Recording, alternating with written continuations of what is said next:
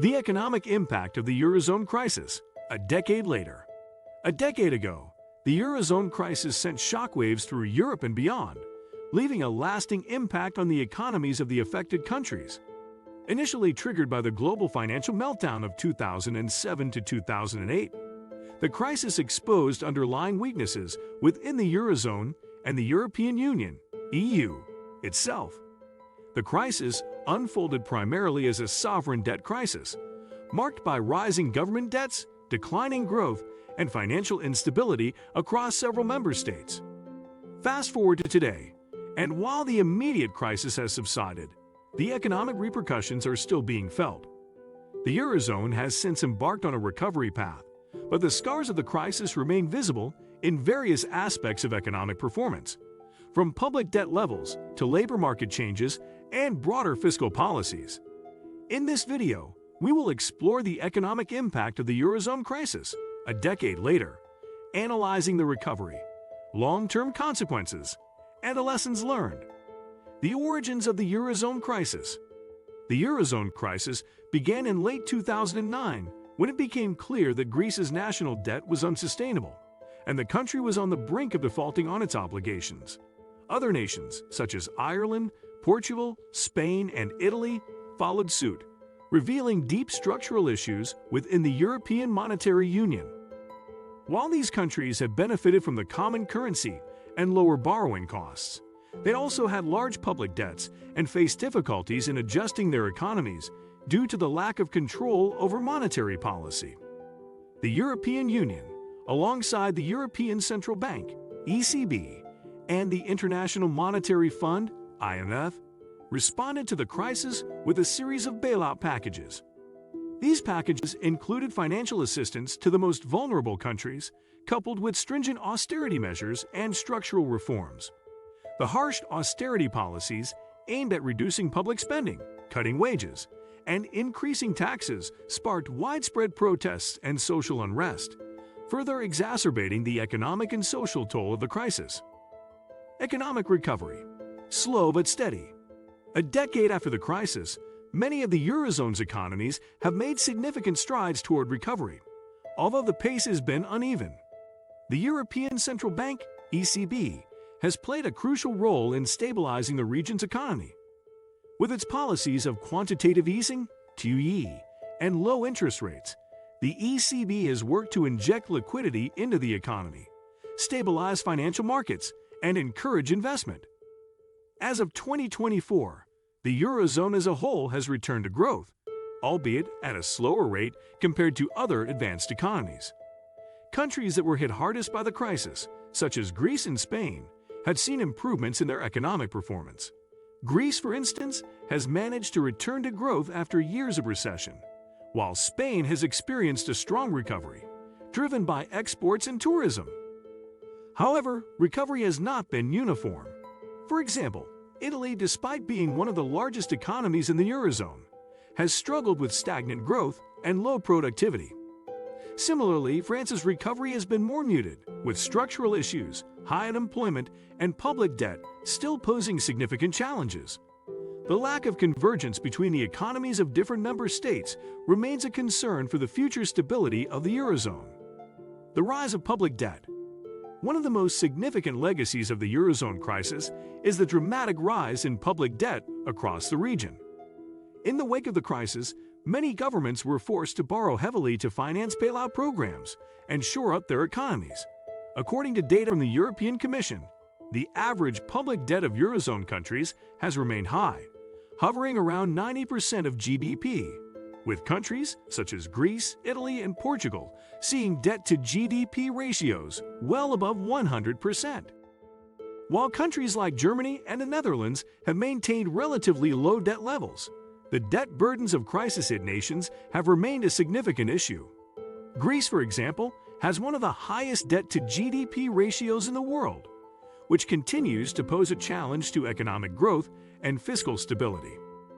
The continued high levels of public debt are a double-edged sword. On one hand, the low interest rates set by the ECB have made it easier for governments to manage their debt.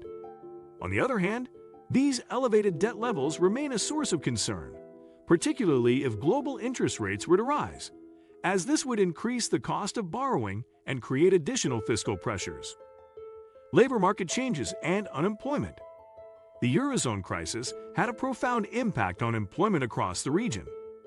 High unemployment rates, particularly in Southern Europe, were one of the most visible consequences of the crisis. In countries like Spain and Greece, unemployment rates soared to unprecedented levels, peaking at over 25% in some cases. Austerity measures and labor market reforms, while intended to boost competitiveness, often had the effect of exacerbating social inequality and limiting job opportunities. Young people, in particular, were hit hard, with youth unemployment reaching alarming levels, especially in Spain and Greece. The long-term effects of high youth unemployment have been deeply felt, contributing to a lost generation of workers who have struggled to find stable employment or develop their careers. Over the past decade, unemployment rates have gradually decreased in most countries, but they remain relatively high in several crisis-hit nations. For example, Greece's unemployment rate has dropped significantly from its peak, but remains over 10%.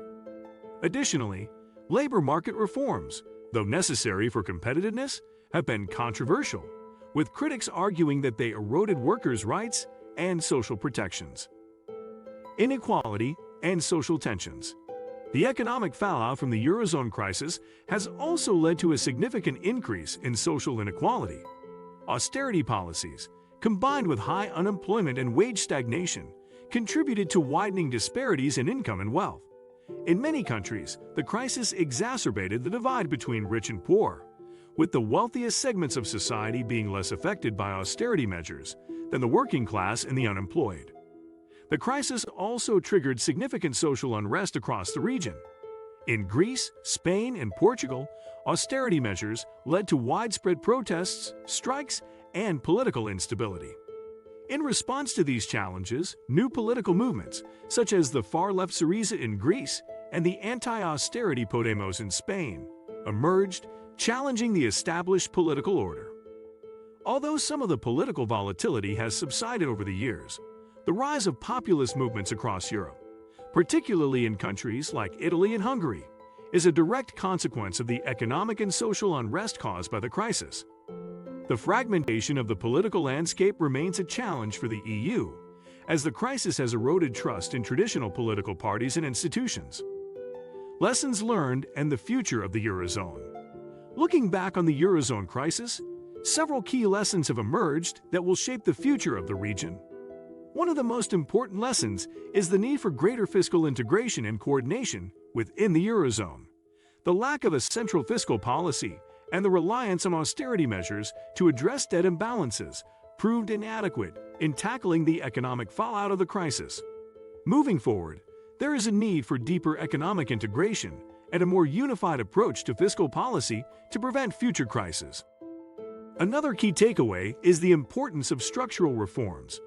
While the austerity measures imposed during the crisis were highly controversial, many of the affected countries have used the crisis as an opportunity to implement necessary labor market and pension reforms. These reforms, although painful, have helped improve competitiveness and enhance economic resilience. Finally, the crisis underscored the importance of financial stability mechanisms, such as the European Stability Mechanism, ESM, and the European Central Bank's role in crisis management. These institutions have been instrumental in preventing further contagion and stabilizing the region's financial system. The experience has highlighted the need for continued vigilance in ensuring the stability of the euro and the broader European economy. A decade after the Eurozone crisis, the region has made significant progress in its recovery, but challenges remain. The economic impact of the crisis, in terms of high public debt, labor market issues, and social inequality, continues to affect the Eurozone today.